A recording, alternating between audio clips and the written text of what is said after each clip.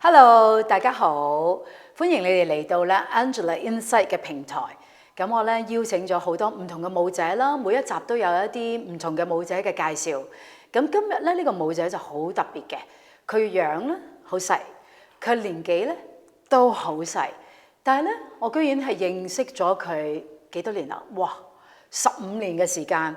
而佢跳咗舞咧係總共有21年嘅，佢3歲就開始跳舞啦。咁呢個咧係邊個咧？呢個叫做 Lauren。Hi， welcome Lauren。Thank you, Angela. Yeah， 嗱 Lauren 咧就我逼佢啦去講中文。其實 Lauren 嘅英文咧就非常之好，咁但係我就會用中文去問佢所有問題，佢就會中英文都一齊答。不過唔使擔心，我哋全部都有 subtitle 喺下邊嘅。多謝你今日接受我嘅訪問啊！ Thank you, Angela. Yes.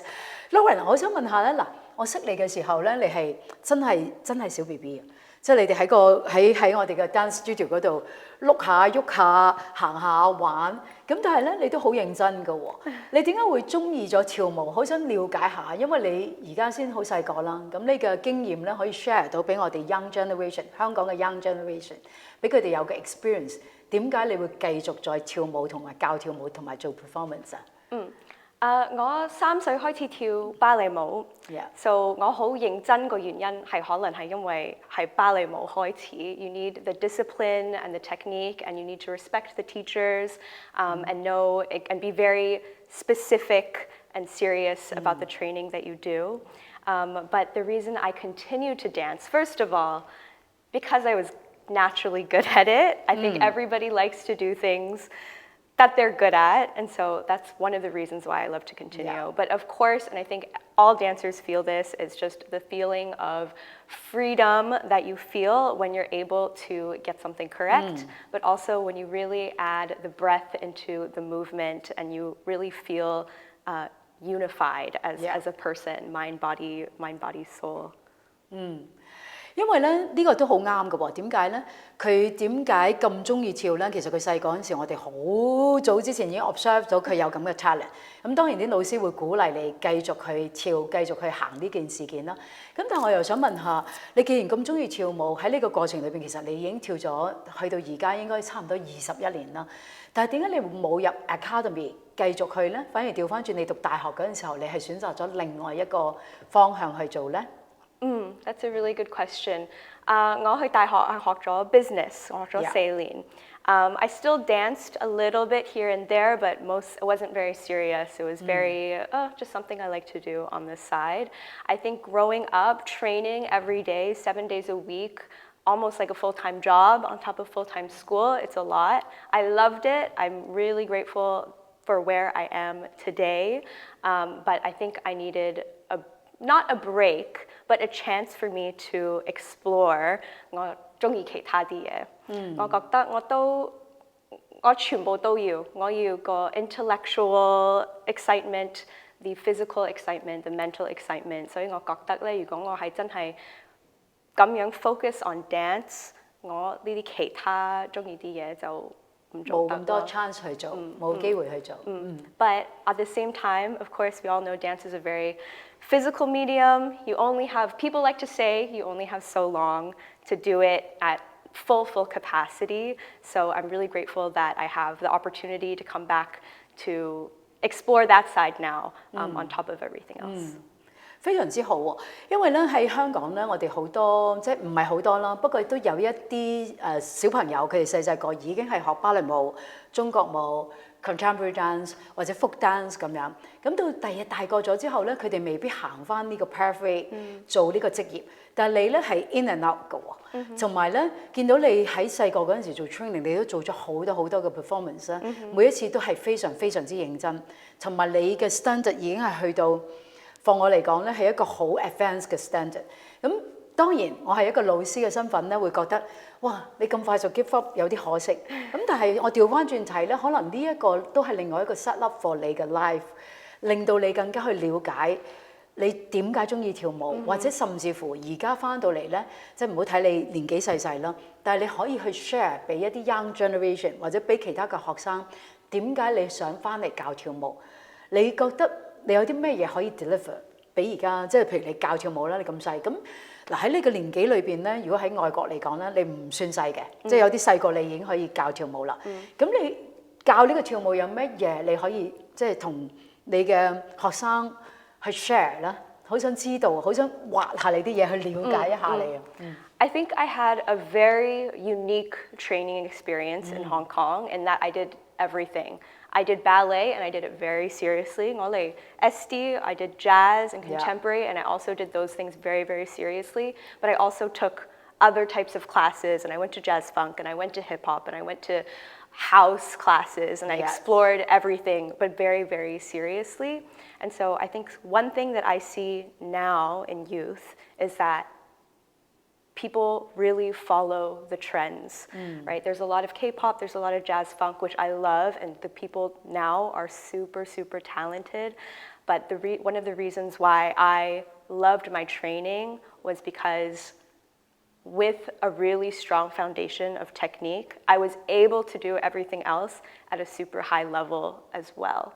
And so one of the reasons why I want to teach now and why I enjoy teaching is because I focus a lot on technique. And it's amazing, or I love to be in class, to teach technique, to go through what people say are really boring things, the pliés, the tendus, the jumps, the pointing your toes, the stretching your feet, but to come back a couple weeks later, to put it in a combination that might not even be a ballet combination or a jazz combination, but something with a little bit of flair, a little bit of style. But you can take all those basics and make and develop your own style on top of it. And you're not going to be able to do that without knowing your body so well that you're able to point your feet and you're able to stretch your legs and know how to do it, not just that you're meant to do it. 我非常之贊成啊！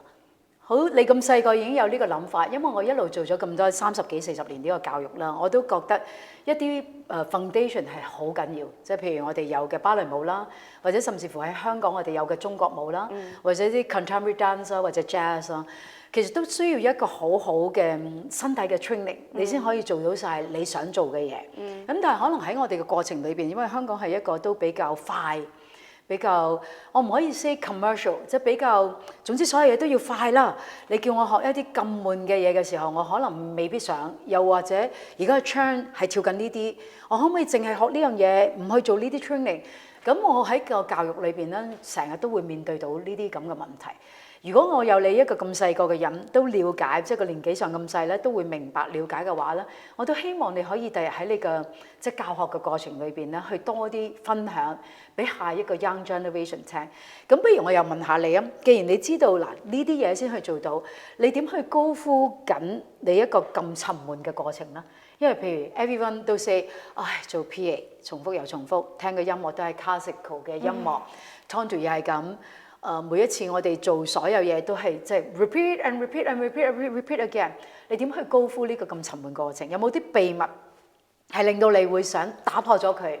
雖然你知道啫，咁但係你個身體都要高呼噶嘛？你係點做㗎？ I think you have to find the joy in it. 其實我知係好悶，但係咧 knowing how to activate your muscles, like for example, when I do a plie and when I really feel my inner thigh muscles, I get a really big sense of satisfaction from that. 啲好細啲肌肉咧，如果你平時 feel 唔到，但係你可以 find mastery over all of your physicality and all of your body and be able to know that I'm in control, I think that's a really, really great feeling. And so even though it's repetitive, you have to do it over and over again, it's the really small things. It's not just it's not doing it so that I can get better at doing combinations or doing the more advanced stuff. It's really so I can be in control of my own body. 因為我自己咧就好贊成嘅，咁當然因為我係老師啦，我經常都會去解釋俾啲學生聽點解我哋要學習呢？譬如俾一個 example，我哋而家喺香港好流行嘅 jazz funk class 啦，又或者好流行嘅 heels class 啦。咁好多時咧，我見到一啲即係出色，或者甚至乎我自己以前係一個職業啦，其實都要經過好強烈嘅即係肌肉嘅訓練啦。你technique 嘅訓練，有好多人係唔係好明白，可能乜嘢係 technique，係咪即係 stretching 啊、抹一字馬啊或者訓練，其實都唔係。for 我嘅 technique 或者 for 我每一個 exercise 咧，係俾我去了解我身體係點樣運用，我身體嘅肌肉能力可唔可以去到嗰個 more advanced 嘅 level，或者譬如俾個 example，我哋好中意 jazz 裏邊啦，好中意 pirouette turn，咁當然 jazz turn 係另外一個。咁我轉一個圈唔係就咁話轉就轉噶嘛，我哋都要有一個好 strong 嘅 foundation， 你了解你身體成個結構學，你了解你肌肉嘅腳有冇，然之後你嗰啲 high jumps。着嘅 heels 嗰個腳佢點做，或者我要打一個 flip， 或者我要抹一個大字馬，或者我隻腳要片過去做一個 attitude， 其實都好多需要好多 foundation 嘅 support。我諗你都係好深切了解，所以而家咧，當我見到你跳 heels 或者你去教 heels 嗰陣時候咧，你嘅 basic foundation 係好 strong。我希望你可以即係繼續可以分享俾下一個 generation 聽，哇！原來我哋要跳得好。唔同嘅舞種啦，你一定要需要一個好 strong 嘅肌肉訓練 ，even 街舞都係㗎。咁街舞我諗都有好多唔同嘅 exercise，都冇得話我中意跳，咁我就可以去跳，我都要需要有好多嘅 support 啦。可能係因為你都有經過即係好 strong 嘅 ballet 嘅 training，所以你了解到呢件事件。不如我再問下呢個問題啊，譬如 as 一個老師又好 ，as 一個 dancer 又好，因為芭蕾舞上邊咧有好多好 discipline。嘅 training 咯，有人中意，有人唔中意，但係你覺得呢件事件係咪緊要㗎？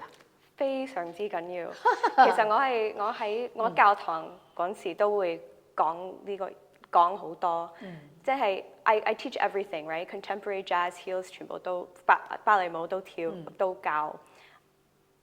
有時咧有啲學生會上我嘅 jazz class， 但係真係好想做 contemporary， 或者想個 contemporary， 但係會試下啲 heels right。When I'm in those classes and I teach different techniques or different tools using the same foundation, I always say it's not about the move itself, it's about knowing how to do the move and knowing what muscles to use and where your body is to be able to do that, right? So for example, a lot of contemporary movers or a lot of my contemporary students will only want to flow. Will want to flow, will want to slide, will want to do a little bit of floor work, but I'll make them do pirouettes.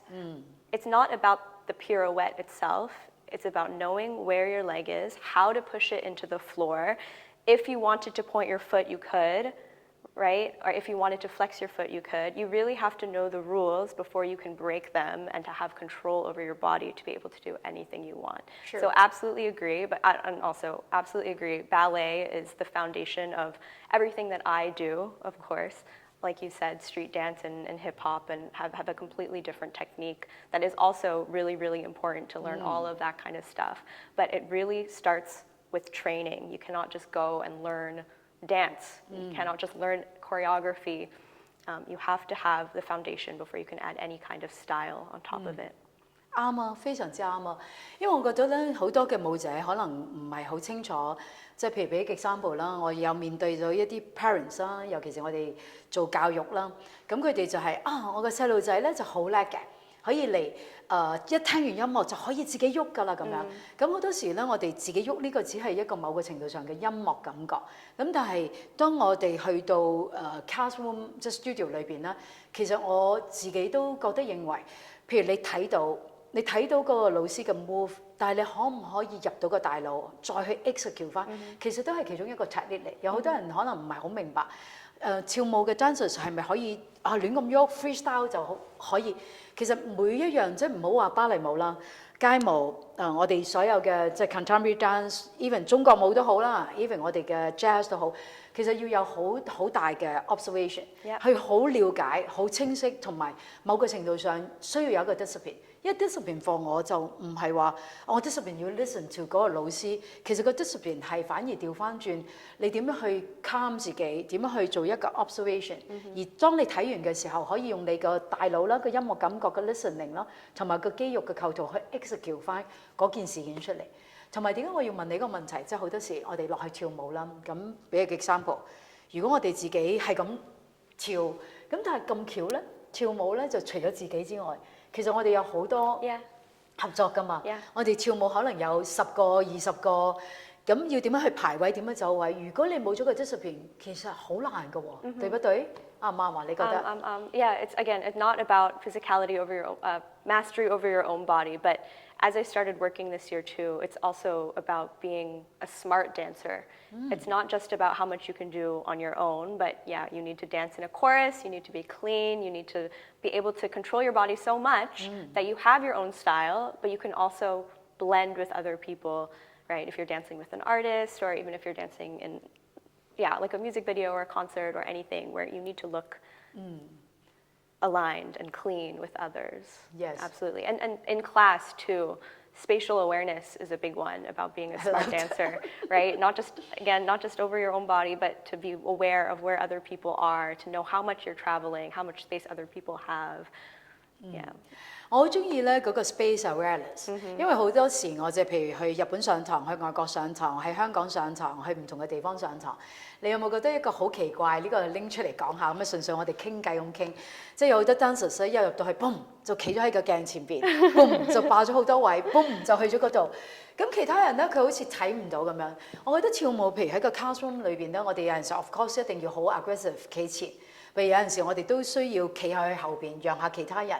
有陣時我睇下鏡度遮住其他人，呢個都係一個禮貌，即係唔係要讓人，不過都可以 aware 其他唔同嘅同學仔或者其他唔同嘅人。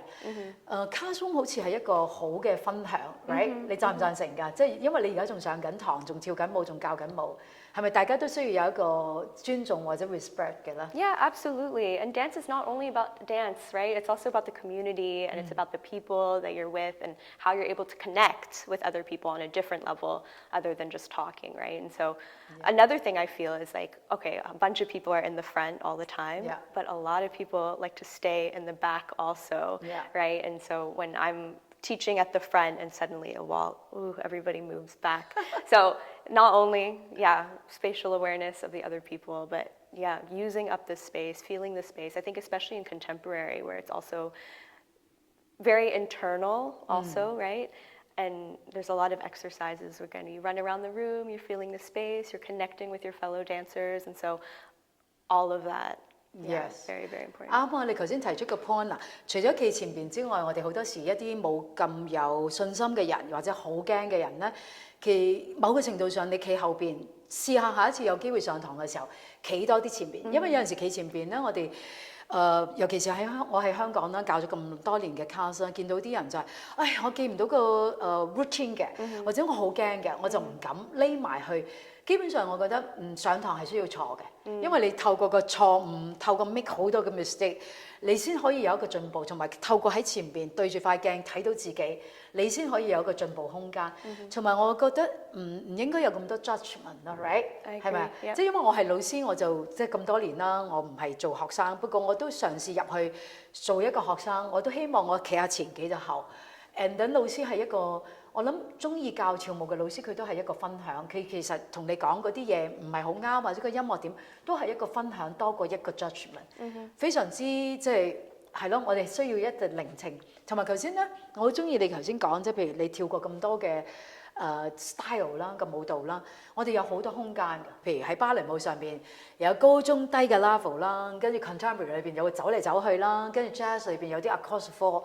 咁你自己教堂或者 set up 你嘅教堂嘅時候，你會唔會用好多呢啲空間㗎？ Yes, I'm a big believer in moving big. I think a lot of the times now, especially when we do so much choreography and there's so many people in a space, we tend to stay in one place. But I really try to feel the energy of the day of whoever comes into the space. What do they need that day? Do we need to move big? Do we need to be external and connect with others? Or is it something internal? Do we really need to feel today's breath and to feel the energy of your own body and your own self and to really feel where your muscles are at? 跟住我仲有一個好有趣嘅問題，因為我同你嘅 generation gap 好大嘅，隔咗好似5代咁樣啦。咁而家咧，即係幾年前啦，或者甚至乎呢近10年啦，都好多時咧個 Instagram 好 hit。咁我哋去 classroom 嗰度上完堂，我哋就會拍個 video 擺喺 Instagram。咁呢樣嘢對於我係一個即係以前我冇 video 冇錄影帶乜都冇啦，所以我哋就唔係好熱切地會拍 Instagram，咁甚至乎去到而家我都會拍下嘅，都會擺上去，但係應該冇你嘅感受咁大咯。咁你對呢方面咧，即係譬如你會唔會好想你自己做完即係拍完教完堂，做完個 routine，你係好想拍低個 Instagram 俾其他人欣賞嘅？我想了解啫，可能其他人已經知㗎啦。我都想，但係 it stresses me out。我唔係想，因為我中意呢件嘢，係因為我覺得 this generation 都係要嘅，係 right？ Obviously, I want to be a great teacher, but you can't be a great teacher if nobody's in your class. And unfortunately, or fortunately, one of the only ways to do that nowadays is to make sure people like your style and make sure that people like the music that you've picked. And so you really do need to share. That's something I'm trying to get better at. But at the same time, it's stressful, right? A lot of people will post what song they're going to choreograph to the day before. And a lot of people, including me sometimes, will make a decision on whether or not to go to that class, on whether or not I like the song that they picked, right? And I feel like that cuts a lot of, it breaks a lot of opportunities for you to learn, right? It shouldn't just be about the choreography and the video. It should be about, again, the energy of the class and the lessons that are learned and the people that are around you, not just what gets posted. 啱啊！我都好贊成咧 po 即係 Instagram 要擺出去，因為都要俾人了解。因為你有好嘅嘢，如果就算我教得好好或者好好嘅 exercise，如果啲人唔知，佢未必有機會可以嚟到上我哋嘅 class。咁但係如果我有一啲好嘅 exercise 或者嗰個 presentation 或者個 dynamics 好咧，等多啲人欣賞佢知道咧。俾咗個機會，佢可以選擇嚟與唔嚟咯。咁我都好贊成你頭先講，因為咧，我哋跳舞咧要有個習慣，或者我哋跳舞咧係一個 vibe，成個氣氛、成個氣圍。如果我哋每個星期去開，我哋應該 keep on going， 繼續練習，繼續享受個 studio， 繼續享受個 space， 繼續享受或者繼續練習自己。如果因為隻歌去咧，咁就嘥咗一個機會。你點知嗰個老師嗰隻唔好嘅歌，但係佢可以 choreograph 一個好好嘅 piece， 好似你頭先講咁，就嘥咗個機會。嗱，跟住呢個問題，我就想問下你對於排舞嘅創作，即係你點樣去 inspire 自己去做一啲即係創作？因為我哋教緊跳舞嗰陣時候，或者甚至乎我哋排一啲大學或者其他啲 performance studio 嘅 performance， 其實都好多關於編舞上面 choreograph 嘅嘢㗎嘛。咁樣點樣可以 inspire？ 有咩 inspire 你去一個創作嘅咧？I think for large group pieces，我都會係 shape 嗰邊開始。I love formations that are big, that move, that look cool, that look cool from stage, right? I feel like 好多人如果佢哋唔係真係了解跳舞啊，或者唔了解 technique， 佢哋都會睇啲 shape， 啲 formation。If something looks cool, they'll be like, wow, that's cool, that was really good, right? 跟住第二咧 is what feels good, of course.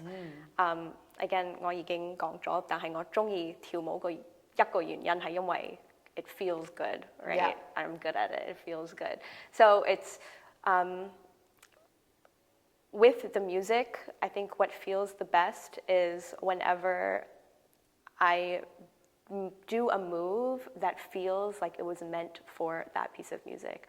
You know, when people are in the pocket or when people hit the beat, especially in house and in street dance, I feel like people use music very, very differently to how contemporary dancers or jazz dancers or classical dancers use music. And so I try to go with the shapes. I try to really listen to the music, really listen to how I can hit, what are the textures, what are the dynamics that are really going to make me hear the music in a different way. Yeah.